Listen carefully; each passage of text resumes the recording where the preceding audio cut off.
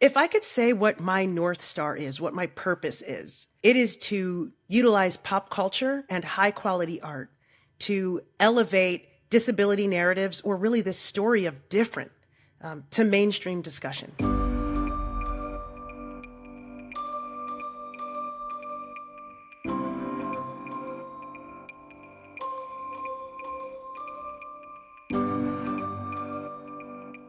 I was born legally blind. I had much better sight when I was younger than I do now.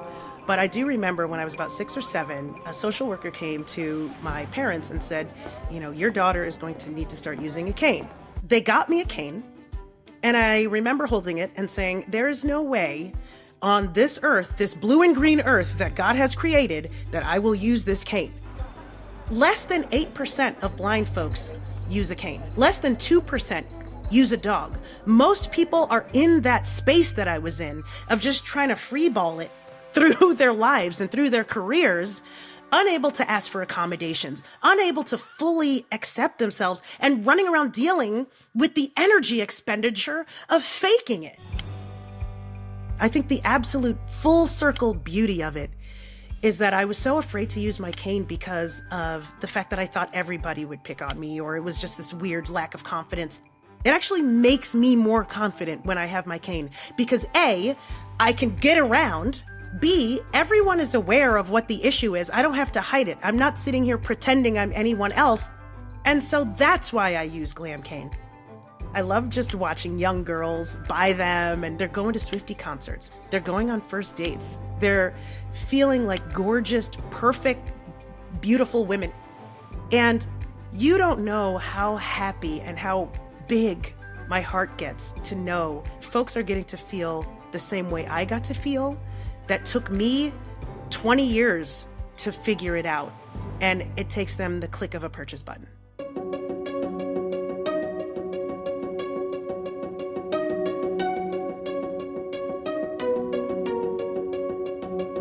Mad Different is a 4-part musical concert series performed at Amazon Music Studios in conjunction and collaboration with other amazing counterculture co-artists. It really started when I decided I wanted to really celebrate all of the different parts of myself that make me me. I found that people tend to focus on what society wants of them. And I really wanted to encourage folks to really celebrate sort of the deeper parts of themselves society wants them to hide. Whether it is your racial identity, your gender identity, your queer identity. It's really the celebration of difference and really honoring difference and really leaning into it. Like, it's not just about accepting it or even taking that next step to embrace it. It's about taking that ultimate step to celebrate it.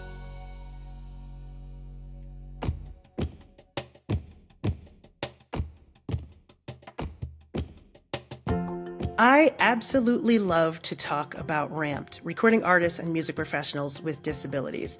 What we are two-sided. We're a consultancy group, and so we work to make the music and entertainment industry more accessible, safe, and inclusive for people with disabilities, neurodivergence, chronic conditions, and mental health conditions. We're also a global professional network of music creators and music industry side professionals who identify in that way as well.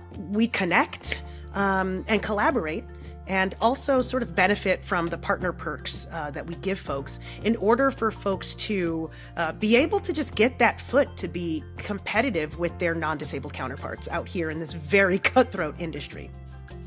If I were to give advice to someone who gained a disability or acquired a disability and they don't know what to do, maybe you're lost, maybe you feel like things are off limits, find community. That is step one.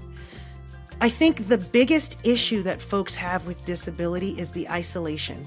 They don't know how to talk about it because they've honestly dealt with internalized ableism their whole life. We don't see disability. And when we do, it just looks like charity because of the Shriners commercials. Or it looks like somebody in a hospital because all we look at it is from a medical lens. There's so much more, and you're not going to find out what that is until you surround yourself with other people that you can share your wins and woes with, that you can learn the lingo so that you can start to understand that there are people out there that are thriving. The thing that people don't get about disability and about neurodivergence and other conditions is that when you have these things, it makes you more innovative. By design, you have to be, because you're navigating the world differently, right? Or you're navigating thoughts differently. It makes you adaptable by design. It makes you resilient by design.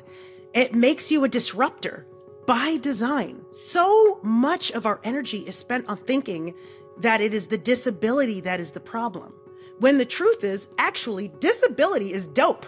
Disability gives you all of those really cool traits. The problem is the inaccessibility. I celebrate my disability through my fashion.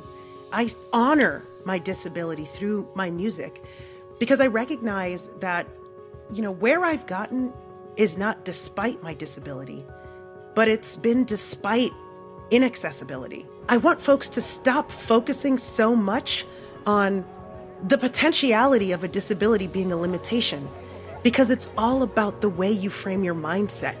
And the only way to start getting the masses to change their mindset about something is through high quality pop culture that they want to be a part of. These are my contributions to disability culture, because I feel that one of the biggest issues that we face as a disabled population is exposing society to the beautiful, fun, interesting parts of disability that are not just the human interest stories. The grit, the survival, the drive, the determination, the innovation, the adaptability. That's what I want to showcase. No matter what, as long as you are showcasing your pride in disability, you are fighting against erasure.